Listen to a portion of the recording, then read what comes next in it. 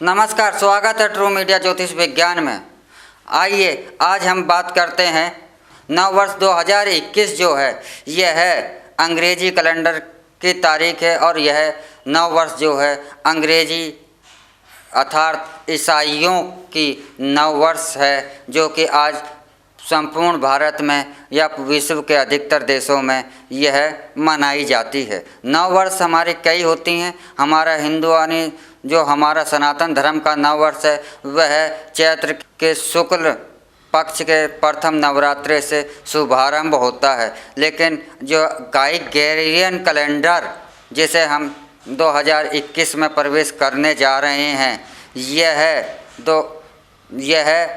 31 दिसंबर पर समाप्त होकर 1 जनवरी से पुनः नए चक्र में प्रवेश कर जाता है। यह ग्रेगोरियन कैलेंडर सूर्य गणना पर आधारित है।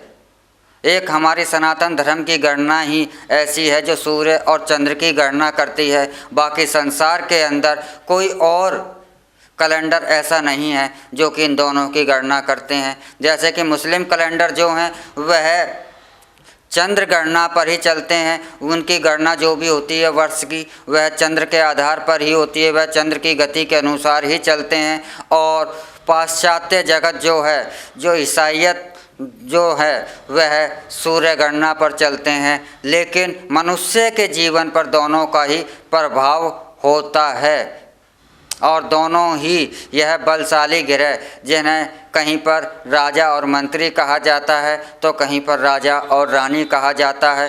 तो इसलिए यह हमारा सनातन धर्म दोनों ही गणनाओं को एक साथ लेकर चलता है।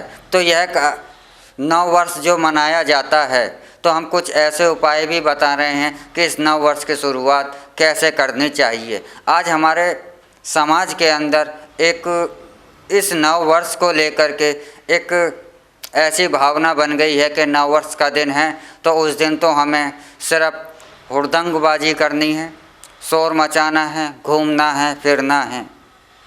क्या ये अच्छा है? हमें अपने अगर हम किसी को भी मान रहे हैं तो हमें किसी भी नई चीज़ की शुरुआत ईश्वर के आशीर्वाद से करनी चाहिए, ईश्वर के शरण में जाकर उनको प्रणाम करके करनी चाहिए। लेकिन आज का जो माहौल है, जो आजकल जो संस्कृति है वह इस चीज़ को नकार रही है और नकारने के कारण ही वह इस चीज़ को एक सिर्फ मात्र इस नव वर्ष को एंजॉयमेंट की दृष्टि से देखती है।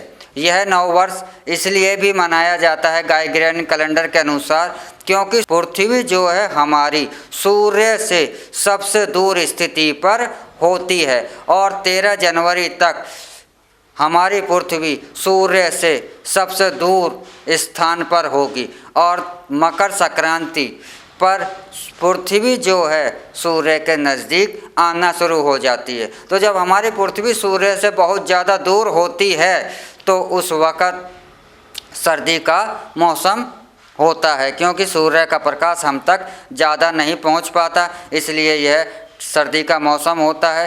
तो इसी को आधार रख कर ग्रेगोरियन कैलेंडर, जिसे अब अंग्रेजी कैलेंडर कहा जाता है, इसको नव वर्ष मनाया गया है और यहीं से इसे शुभारंभ इसका जनवरी से किया जाता है।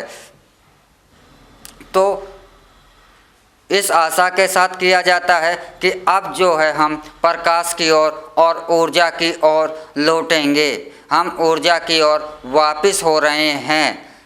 इस कामना के साथ इस ग्रेगोरियन कैलेंडर का जो शुभारंभ किया गया था वह उद्देश्य था और आज हम अपने उद्देश्य से भटक कर इस ग्रेगोरियन कैलेंडर का जो उद्देश्य था कि ईश्वर को धन्यवाद करना, वह आज हम नहीं कर रहे हैं। तो आप नव वर्ष मना रहे हैं तो अवश्य ही प्रथम दिन ईश्वर की आराधना में अवश्य जाएं, ईश्वर को प्रणाम करें, ईश्वर का आशीर्वाद लें और उसके बाद ही अपने कार्यों का शुभारंभ करें। तो यह नव वर्ष आपके लिए बहुत ही ज़्यादा शुभ होगा, क्योंकि जहाँ पर ईश्वर का आशीर्वाद होता है वहाँ पर सभी संकट स्वयं समाप्त हो जाते हैं।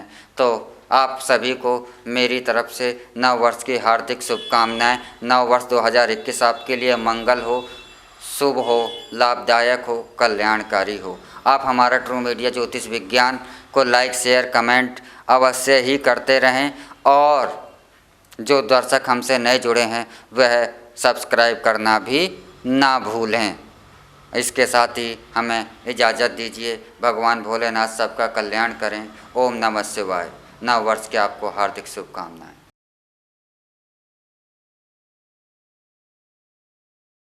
अगर आप ये वीडियो YouTube पर देख रहे हैं तो हमारे चैनल को सब्सक्राइब करें और बेल आइकन को दबाना ना भूलें। अगर आप Facebook पर ये वीडियो देख रहे हैं तो हमारे पेज को लाइक करें।